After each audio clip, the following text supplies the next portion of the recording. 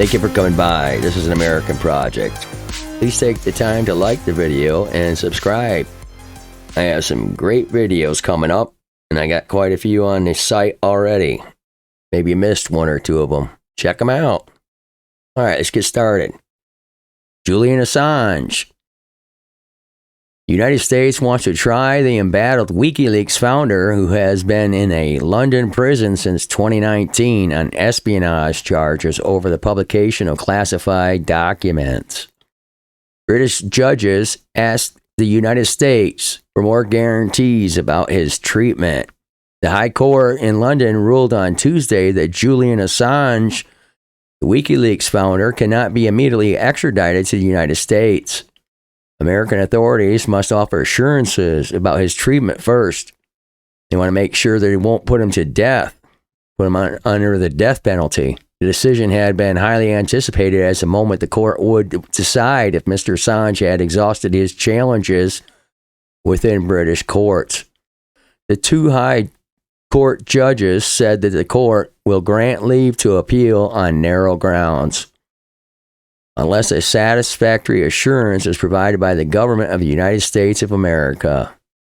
The United States has 3 weeks to give satisfactory assurances that he won't be prejudiced at trial by reason of his nationality, that he is afforded the same First Amendment protections as a United States citizen, and that the death penalty is not imposed. Those assurances are not given by the 16th of April, then Mr. Assange will be granted a full appeal hearing. Now, the United States has already provided some assurances, but not enough for the High Court judges. The United States has sought the extradition of Mr. Assange since 2019, and the British government approved an extradition order in 2022. But he has fought his removal through the courts while detained in a high-security prison in southeast London. Assange is 52 years old, and he is accused of violating the U.S. Espionage Act with his WikiLeaks 2010 publication of tens of thousands of classified military and diplomatic documents that were leaked by Chelsea Manning, that Army intelligence analyst. Assange's wife urged the U.S. government to drop the charges against her husband. She said the Biden administration should not offer assurances.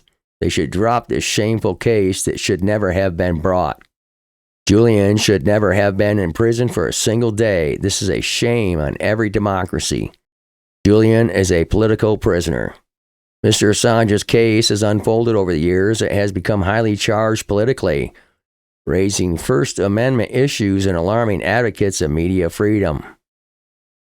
United States, Britain, where his extradition case is being heard, and Australia, where Mr. Assange is a citizen, are all involved.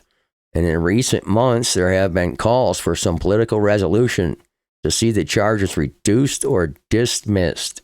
They should drop the Espionage Act charges, according to Jamil Jaffer, Executive Director of the Knight First Amendment Institute at Columbia University.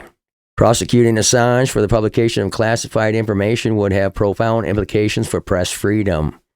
Mr. Jaffer said this, and because publishing classified information is what journalists and news organizations often need to do in order to expose wrongdoing by government. All right, now the United States has 18 counts of violating the Espionage Act by participating in a criminal hacking conspiracy and by encouraging hackers to steal secret material. He was promptly arrested and has been seeking to halt his removal to the United States through British courts ever since. British judge denied the extradition request for Mr. Assange, ruling that he was at risk of suicide if he was sent to an American prison. The High Court later reversed that decision based on assurances from the Biden administration that he would not be held in the United States' highest security facility, and that if convicted, he could serve his sentence in Australia. Yeah, you better get to Australia and serve a sentence there, because if they have it in the United States, you know what's going to happen to him. Mr. Assange's lawyers say that he could face up to 175 years in prison if he's convicted. Although lawyers for the United States government have said that he was more likely to be sentenced to 4 to 6 years. Now, Mr. Assange's lawyer, Edward Fitzgerald, told the judges Victoria Sharp and Jeremy Johnson that his client had been exposing serious criminality by publishing the leaked documents, laid out 9 grounds on which Mr. Assange hoped to appeal the extradition order. In their ruling on Tuesday, the judges dismissed 6 of the 9 grounds for appeal as unfounded. They said Mr. Assange had a real prospect of success on 3 of the issues raised, including on a threat to his freedom of expression in the United States, that his trial might be prejudiced because as an Australian, he might not be given the same rights as American citizens, and that there was nothing to prevent the death penalty from being imposed, which would violate British extradition policies. Now, at a news briefing in February, Ms. Assange, his wife, had said that her husband's legal team would, quote, definitely and immediately file an application, unquote. And she doesn't want him to come over here. He would be in big trouble, especially the way things are operating over here. It's pretty bad. There you have it. Thanks for coming by. Please be sure to like and subscribe. I really appreciate it. And have a great day. God bless.